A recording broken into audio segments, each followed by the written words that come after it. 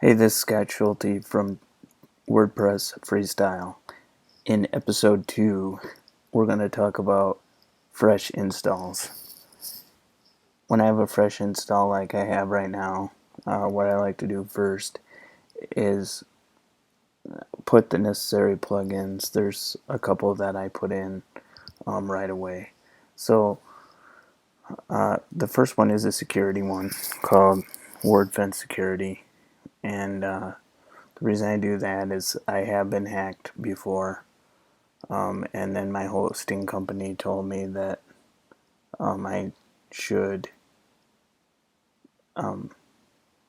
use Wordfence, so that's what I use. So every website that I do, that's the first thing I do. So I've already installed it, but I'll show you how to do it. On your dashboard here, you've got posts and pages and plugins and appearance, and you have all these different menus here. So we're going to be working today in the plugins section. So you go to plugins, add new plugins, and then from there you go to search, and then you type Wordfence. Okay, and here it is, and I've already installed it. And another thing I want to show you is that there are some versions here of different things that say untested with your version of WordPress.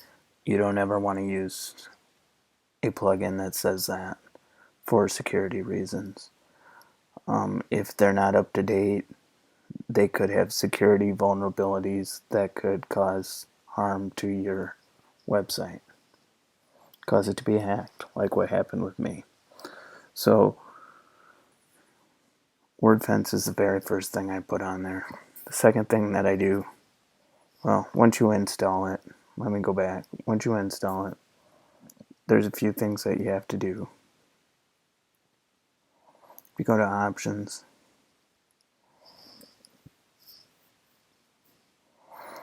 when you first install it and you go, it'll have a box that pops up like right in here, somewhere up here on top, where they'll want you to put in an email address. Put in that email address. Like I said, I've already done that. That lets you know if there's anything that happens while they're watching what's going on your site. So that's a positive. Okay, now when we come down here, the changes I make is it says lock out after how many login failures. I switched this to 3 just because if I'm the only person working on the site, there's no reason why. Well, anybody who has a username and password should be able to get it with 3 attempts. And then count failures over what time period. So I keep that at 5 minutes, and then amount of time you want them to be locked out. I usually do it as long as I can, or 30 days. That's another reason why you put the email in. When you put the email in, if you do happen to lock yourself out, which I've done, you can still backdoor it with your email. So they'll give you a new way to get in. So that's how you do that. You can immediately lock out invalid usernames if you think that you're going to hit the username part every time, but you never know when you're just going to hit the wrong key or something, so I leave that unchecked. And then it says immediately block IPs with this particular admin, and I always, or with any particular sign in, and I always do admin,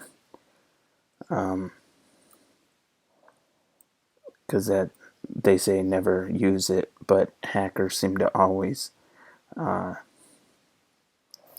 try and do that. So I do admin. They keep track of this kind of stuff. I'll go back to the main page here after I save. That's usually all I do. Hit save.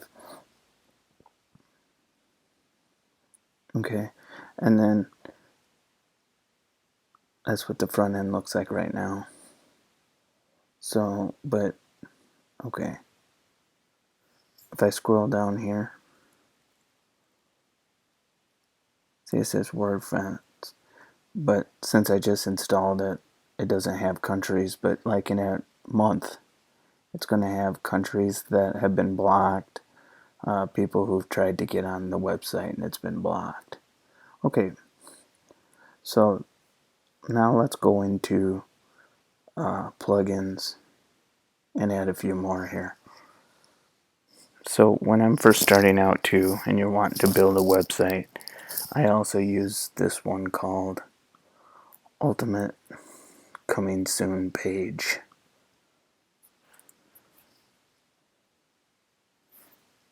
So I hit install now on that also.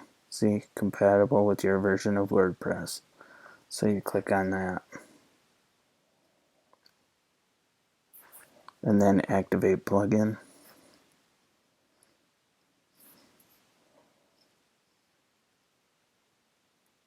Then what you do is you go to settings here. And the first thing you do is enable it. And that can be all that you do.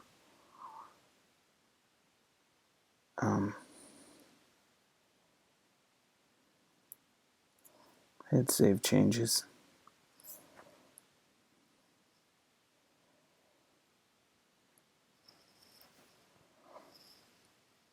And now you'll see up here on the top it says coming soon mode is active.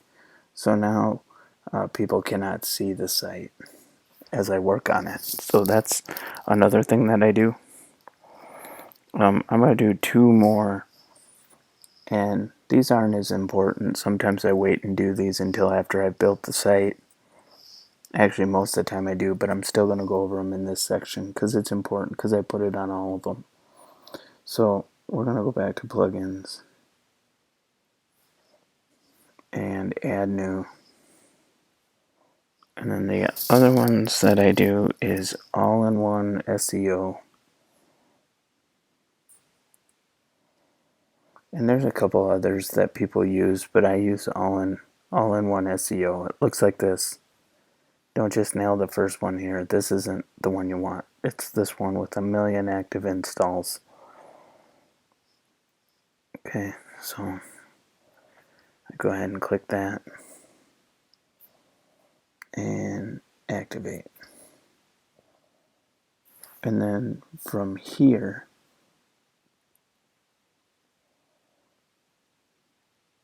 you go to general settings. You can dismiss this. And then the title of whatever you're going to do. So my title here. And then your description. My title here hyphen my website is about this. Isn't that cool?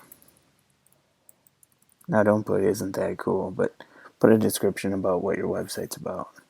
And then the keywords.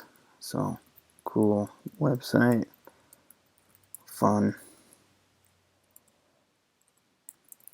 create. Okay, that's all I do on that one. All-in-one SEO. Then you gotta scroll all the way down to the bottom here. Now if you want, they've got some other options down here. I'm not going down for some reason. Okay, now when you go down here, they've got Google. You can put your Google Analytics in there, which I'm not going to do. I'm just using this as something to show you guys, so I'm not going to do that. Then you just hit update options. Now the last thing that you do here is plugins, installed plugins, add new, and then I go to Google XML sitemaps.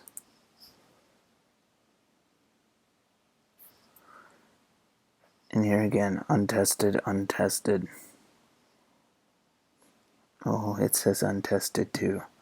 So I'm not going to install it right now, but I have this on a number of my sites. Like I say, it's got 1 million active installs. But what it does, I'm going to go ahead and install it.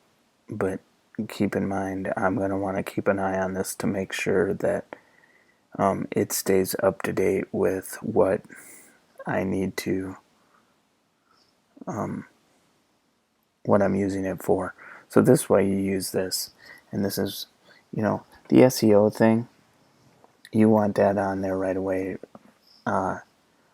Really, I would put it on as soon as I drop out of the coming soon mode.